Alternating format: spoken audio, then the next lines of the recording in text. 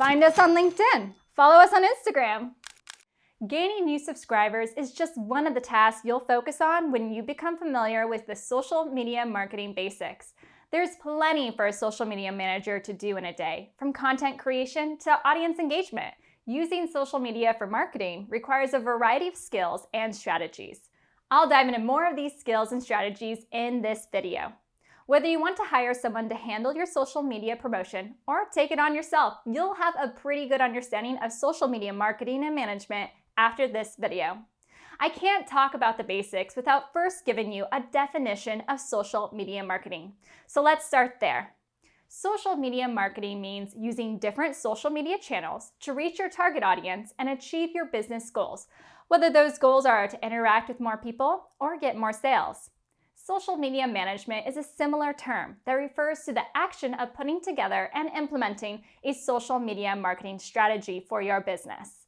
Your strategy may include both paid advertising and organic or free tactics. If you're considering how much social media costs, the answer depends on what you do.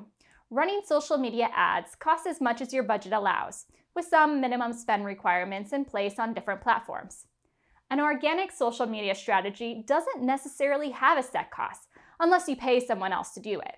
Other than that, you have to factor in the value of your time, any tools you use, and other budget elements that come into play for your business. It's not easy to teach the social media marketing basics because things are always changing. The current platforms adjust their algorithms and add new features on the regular. Sometimes new apps enter the field and old players cease to exist.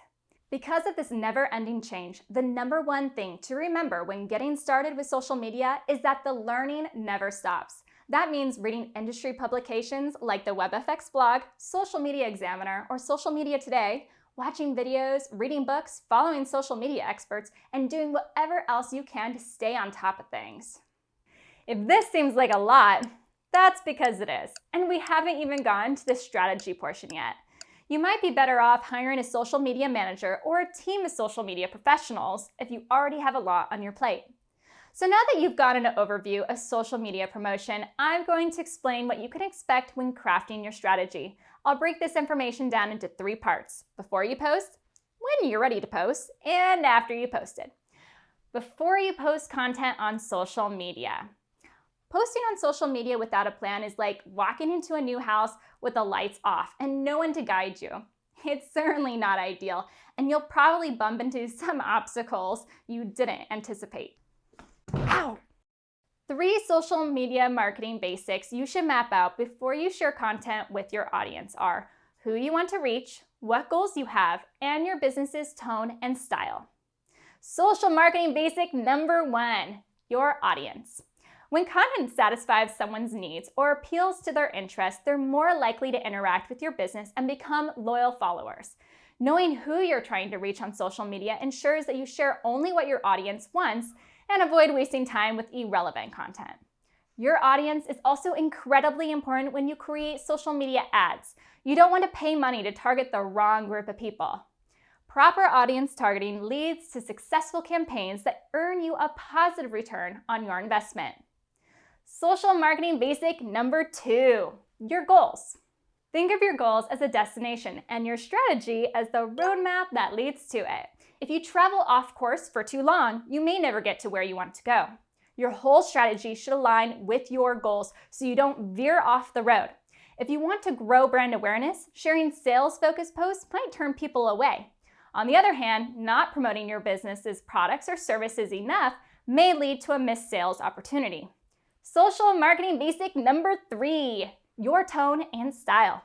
Wendy's is known for roasting its fans and competitors on Twitter. While this approach works for Wendy's, it might not be in your best interest to roast members of your own audience. Determine your brand's social media tone. Are you playful, scholarly, serious? In terms of style, how will you represent your brand visually? If you have general brand guidelines for your business, like specific colors to use, phrases to avoid, and fonts for graphics, make sure you follow them. If you don't have guidelines, there's no time like the present to get them in place. In addition to the 3 social media basics, you should also spend some time researching and reviewing your competitors on social media. Look into trending hashtags or topics your audience is talking about. If platforms like Pinterest and YouTube are part of your strategy, research any keywords you should include in your video descriptions or pins. See if you can one-up your competition with something new. Consider tagging your location if you're focused on specific areas too. Once your research is done, you can piece together your strategy using your newly discovered insights. After you've settled on your goals, your audience, and your social media style, you can start your social media content calendar. This basically outlines what content will go out on each platform during a set period of time. The calendar can be in whatever format works best for you, but spreadsheets are pretty common when using social media for marketing. You may be able to pull from your content marketing efforts to create social media posts. Blog posts, case studies, videos, and infographics are great assets you can repurpose for social media promotion. Social media plays an important part in establishing thought leadership and building trust with your potential customers. To do this, make sure the bulk of your content is focused on offering helpful information to your followers. If you don't have a content marketing strategy or can't find something that fits your needs, prepare to make designs or write content yourself. You may even need to outsource content creation if the skills needed to produce something are not in your wheelhouse. Don't forget about your goals, your tone, and your audience while making your calendar. The bulk of your content should be about helping your audience thrive or survive in their daily life, especially around the problem that your product or service solves. Speaking of your audience, you'll want to use the social media platforms that they use. This isn't to say that you have to be on every single app that exists. If your goal is to reach established business professionals, LinkedIn may work better for you than TikTok or Snapchat. It's better to do one platform really well than have a presence on all the platforms. Avoid being too little butter spread over too much bread, as Bilbo would put it. You'll spend a lot of time on social media, so choose your platforms wisely. If you're confident in your social calendar, get those posts and ads out there. We'd recommend using tools like Hootsuite or Buffer to schedule organic posts. Even though the bulk of your calendar will be scheduled ahead of time, it's important to keep a pulse on your top 3 hashtags and any relevant news that pertains to your audience so you can jump on trends or posts when needed. After you've implemented your social media strategy, I haven't covered all the social media marketing basics yet. You can't just schedule your posts and move on. Check in on a regular basis to see how your posts and ads are performing.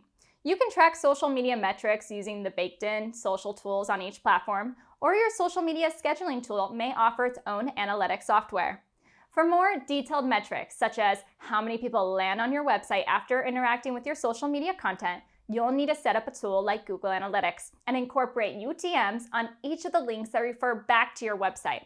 This will allow you to see your user's journey on your website based on which platform and even which post they clicked on. Take the insights from your analytics tools to improve your strategy. Don't ignore your audience either. If your content appeals to your followers, you'll probably see comments, shares, or you may even get direct messages from people. Respond to them quickly so they know you're listening. People might raise concerns that need to be addressed. On a positive note, you may get compliments and praise that could be used as third-party endorsements to encourage others to purchase your products or services. Respond if you can, or set up a chatbot to keep some of the stress at bay. Use this feedback to inform your strategy.